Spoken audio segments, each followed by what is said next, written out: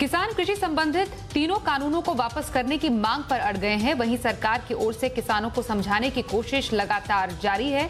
सरकार के साथ बैठक में किसान नेताओं ने एमएसपी की गारंटी के लिए कानून बनाने की मांग रखी।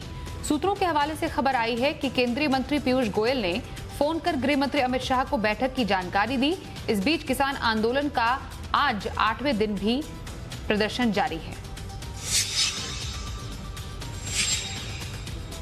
किसानों से बातचीत से पहले कृषि मंत्री नरेंद्र सिंह तोमर ने गृह मंत्री अमित शाह से बातचीत की। दोनों नेताओं की इस बैठक में किसान आंदोलन पर चर्चा हुई। बैठक के बाद मीडिया के सवालों के जवाब देते हुए नरेंद्र तोमर ने कहा कि भारत सरकार किसानों से लगातार चर्चा कर रही है और उन्हें उम्मीद है कि चर्चा का सकारात्मक परिणाम जरूर निकलेगा।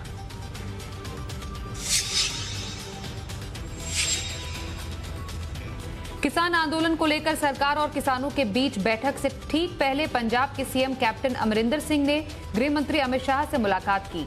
बैठक के बाद अमरिंदर सिंह ने कहा कि किसान आंदोलन से राष्ट्रीय सुरक्षा पर खतरा बढ़ सकता है। पंजाब के मुख्यमंत्री ने कहा कि किसान आंदोलन के चलते पंजाब की अर्थव्यवस्था पर बुरा असर पड़ रहा है, इसलिए जरूरी है कि किसान आंदोलन का जल्द से जल्द समाधान निकाल लिया जाए।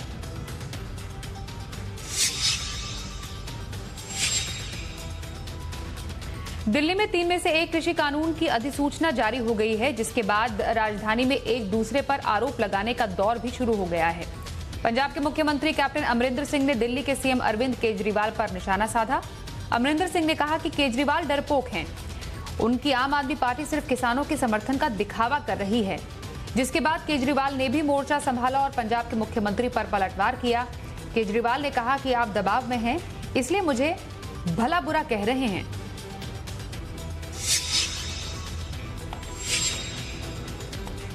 किसान आंदोलन के बीच सोनीपत के डीएम श्यामलाल पूनिया ने किया है। डीएम ने कहा है कि सिंघू बॉर्डर पर प्रदर्शन कर रहे किसानों का कोरोना टेस्ट कराया जाएगा।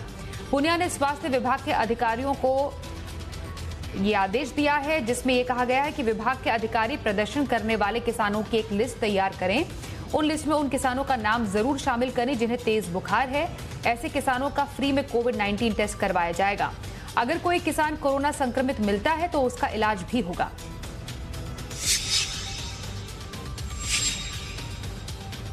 देश में कोरोना की रफ्तार धीरे धीरे कम हो रही है। ताजा आंकड़ों के मुताबिक बीते 24 घंटे में एक्टिव केस की संख्या में भारी गिरावट दर्ज की गई है।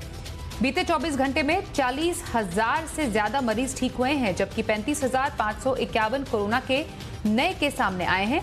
बीते 24 घंटे में करीब 4.5% एक्टिव केस कम हुए हैं। अब तक करीब 90 लाख से ज्यादा लोग वायरस से ठीक हुए हैं। फिलहाल देश में कोरोना मरीजों की संख्या 95 लाख से ज्यादा है। वहीं दिल्ली में बीते 24 घंटे में रिकॉर्ड टेस्ट किए गए। पहली बार एक दिन में करीब 79,000 टेस्ट हुए हैं, जिसमें आरटी-पीसीआर 36,370 और एंटीजन के 42,579 टेस्ट शामिल हैं। वहीं राजधानी में कोरोना की बात करें तो 6 अक्टूबर के बाद पहली बार पॉजिटिविटी रेट 5% पर है।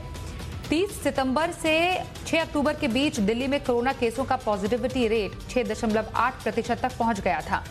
बीते 24 घंटे में यहां पर 3900 से ज्यादा नए केस सामने आए हैं और इसके साथ ही यहां पर कुल संक्रमितों की संख्या 5,80,000 के पास पहुंच गई है।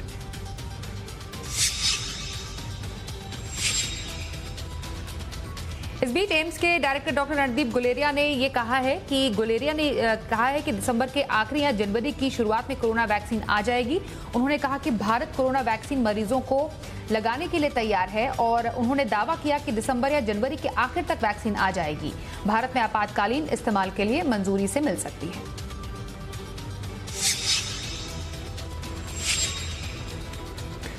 इस बार गणतंत्र दिवस समारोह में मुख्य अतिथि ब्रिटेन के प्रधानमंत्री बोरिस जॉनसन हो सकते हैं।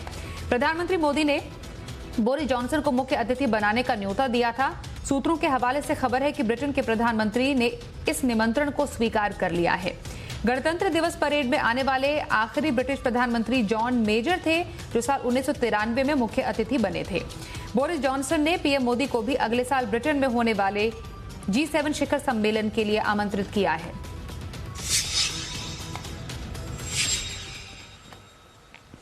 मसाला किंग के नाम से मशहूर एमडीएच के मालिक महाशय धर्मपाल गुलाटी का निधन हो गया। आज सुबह 5:38 पर उन्होंने अंतिम सांस ली। हालांकि उन्होंने कोरोना को हरा दिया था, लेकिन दिल का दौरा पड़ने से उनका निधन हो गया। महाशय धर्मपाल ऐसे शख्स थे जो बंटवारे के बाद भारत आए, तांगा चलाकर जीवन यापन शुरू किया और मसालों के शहंशाह बन गए। पिछले साल ही उन्हें पद्म भूषण से भी सम्मानित किया गया था।